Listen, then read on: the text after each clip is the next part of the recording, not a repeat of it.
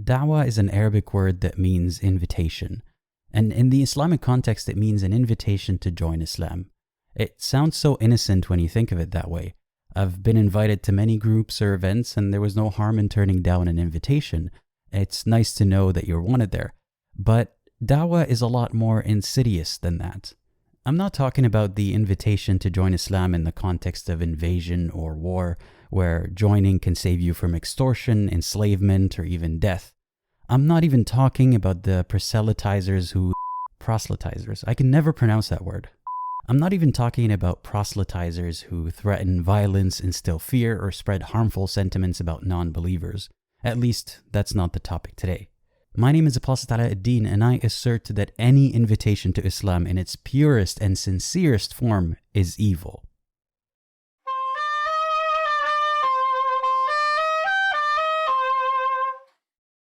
Before we begin, I just want to give you a heads up that the Pakistani and Malaysian governments have been blocking their residents from watching many of my videos.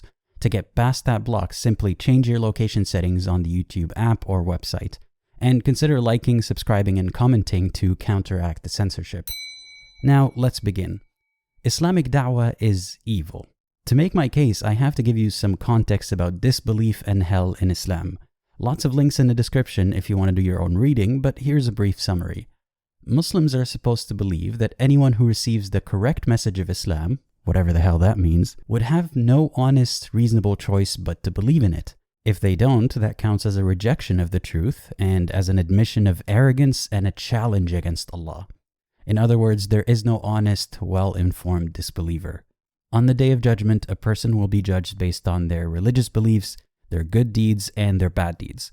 If they're Muslim and they've done more good than bad, they will go to eternal heaven. More bad than good, they go to hell. And many believe that it's temporary till they're cleansed of their sins. Then they go to heaven. If they're a non-Muslim, that's where it gets interesting. Only Muslims go to heaven, right?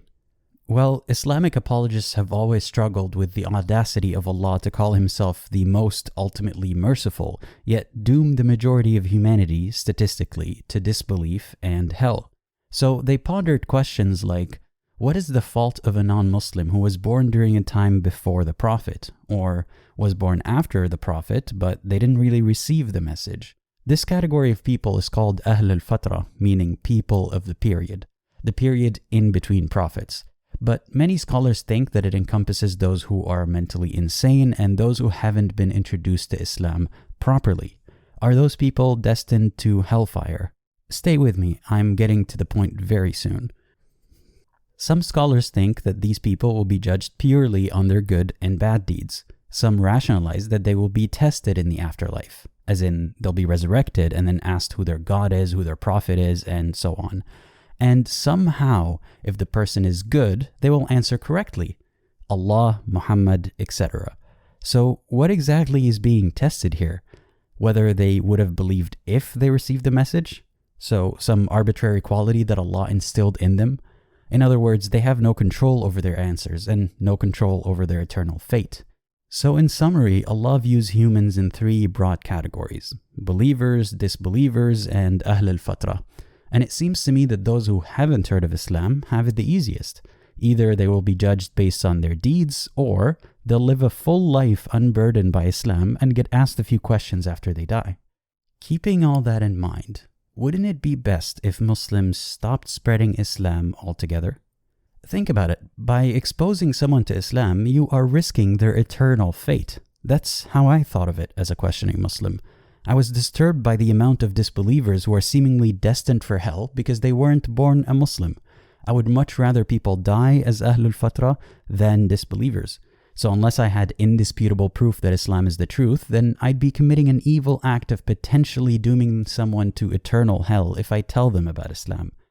Now, of course, I couldn't find indisputable proof that Islam, or any other religion for that matter, is actually true, which means that an honest person can be presented with the best so-called arguments and still not believe, which got me asking myself, why do you believe? Oh my God, he said the name of the show. Promoters of Islam are baffling because they think that anyone who's given the da'wah spiel and says, I'm not convinced, is either a liar or delusional. But if you're well grounded in reality, you'd know that honest people can disagree. And if spreading Islam increases the chances of honest people going to hell, then shut up about Islam. Because exposing people to the risk of eternal hell is evil. Let them be. God will judge them based on their actions or whatever arbitrary questioning he'll come up with in the afterlife. So why burden them with your burden? And this, in essence, is why I argue that dawah is evil even within the Islamic worldview. It is spreading the risk of infinite torture. My suggestion to promoters of Islam is to not promote Islam. Ironic, I know. If nobody's a Muslim, then Allah will be forced to judge people based on their actions, based on their impact on others around them, or Allah would be forced to reveal that it's all a predetermined ruse anyway. If in the afterlife a sorting hat will determine which non-Muslims would have potentially been a believer, then that says all you need to know about Allah's ultimate plan, that people don't really choose what they believe, and that He knew all along. What do you think of my assessment? Feel free to discuss in the comments below. And as always, think critically and think for yourself. The intention, you don't want to know the truth. You're not seeking the truth. So and you make that assertion based on what? Based on your words. Okay, you left Islam. Okay, okay, you are just discussing controversial topics like